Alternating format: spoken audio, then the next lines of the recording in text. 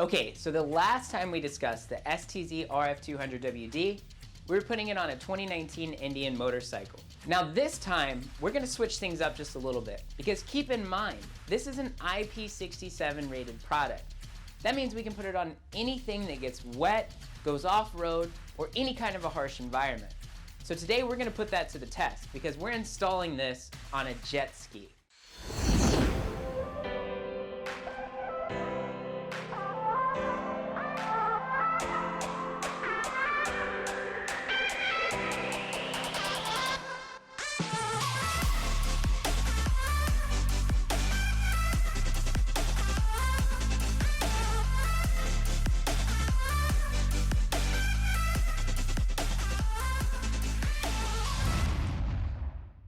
Okay, so just like last time, we're gonna have a front camera, a rear camera, the GPS antenna, and a switch. So let's get started on the front camera. All right, so first things first, we wanna make sure that we prep the surface with rubbing alcohol before we apply the 3M adhesive. So we're just gonna wipe this down, make sure there's no dirt and debris, or anything that could cause our adhesive not to stick.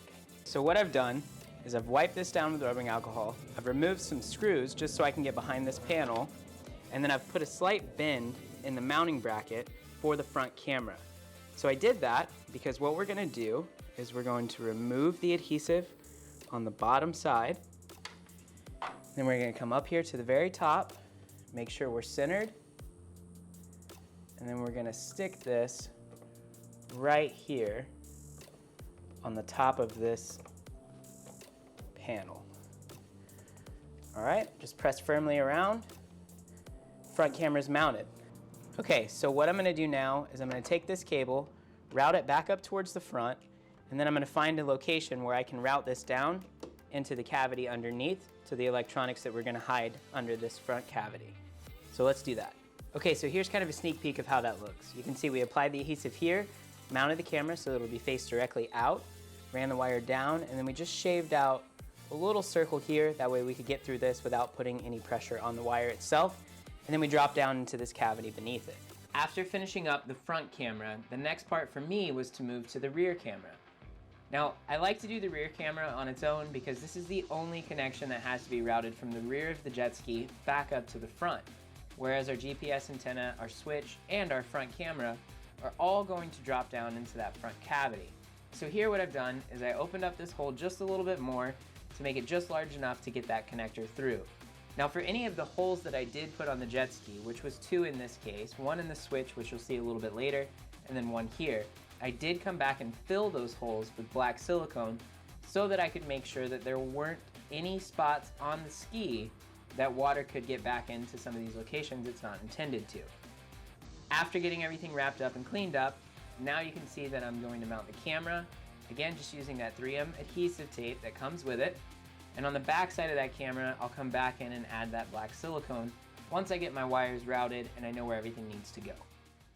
Okay, quick pause for comedic relief and then we'll continue. Keep in mind I live in Florida and today it is hotter than the bad place out here. So if you see my hair getting messy or my face covered in sweat, just know we're not always gonna be camera ready whenever we're installing products on jet skis outside in the heat. So with that being said, we're gonna get the main DVR installed here inside of this cavity because it gives us a centrally located position to be able to connect all of our wires easily, but also it's a great location to the battery itself, which is directly below me here. So let's get that going now, and then I'll show you inside the cavity what that looks like whenever it's all done. All right, so we're back inside now and we've cooled down just a little bit from that heat we were talking about earlier. So I got the main DVR mounted in that cubby we were talking about, which was a great location to the battery. I was able to catch power and ground right there directly to it.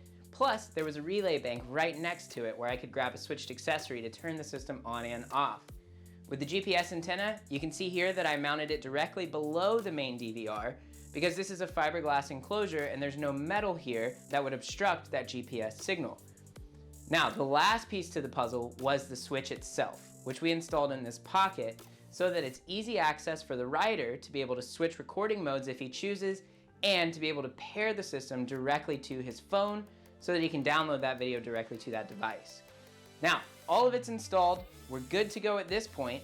The last piece to the puzzle of this video is going to be taking this jet ski out and seeing what Florida has to offer and what we can capture on the new installed STZ-RF200WD.